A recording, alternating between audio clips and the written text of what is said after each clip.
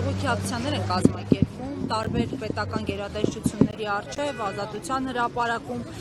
Այդ պահանջները, որոնք հնչեցվում են, արդեն կարծեք թե իշխանությունները դրանց շատ լավ տեղյակ են։ Ինչ է կարծում, երբ լուծումների ականատես կլինեք, թե պետք է դեռ շարունակեք այսպես ակցիաներով պայքարել։ Լուծումների մենք կհասնենք միայն միասնական լինելու միջոցով, ինչպես տարիներ առաջ։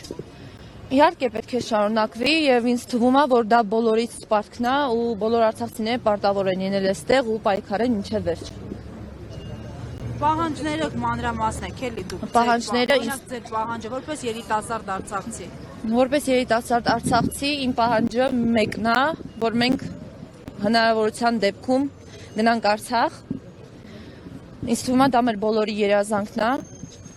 եւ որը որ ինձ թվում է շատ շուտով կամ միգուցե մի քանի տարի հետո իրականանա կամ կատարվի։ Իսկ երկրորդ ամենամեծ պահանջը, որ արցախցիներին այդ 40+10 շարունակվի, որովհետև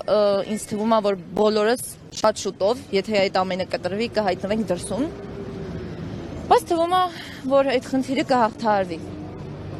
միասնական լինելու մեջ։ Վստահություն հայտնեցիք, որ վերադարձը հնարավոր է, որ պարագայում է դա հնարավոր։ Մեր միասնության մեջ, ինչպես տարիներ առաջ, ինչպես բոլոր արցախցիները 88 թվականից ի վեր սկսած, որ պայքարում էին ու հասան իրենց նպատակին։ Ու այս ամենը տեղի չէր ունենում, ի դժբախտություն մեզ։ Բայց ինչ ակնկալիք ունեք այս իշխանության օրոք։ Ճիշտ այդ թեմայով ընդհանրապես չեմ ուզում խոսել։ Ինձ թվում է, որ մի բան վերջում լավ կլինի անպայման։ Այսինքն միայն իշխանափոխությունից հետո։ Այո։ Ամեն դեպքում միջազգային ատյաններից հետ են վերցվելու շուտով հայցերը Արցախ վերադարձի Արցախի հետ կապված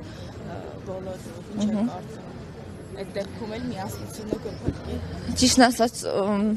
չգիտեմ ինչպես պատասխանեմ այդ հարցին, բայց մեր ուժը մեր միասնությունն է եւ այդ խոսքը իրոք ուժ ունի եւ ես հավատում եմ, որ անպայման մի օր լավ է լինելու բոլորիս համար։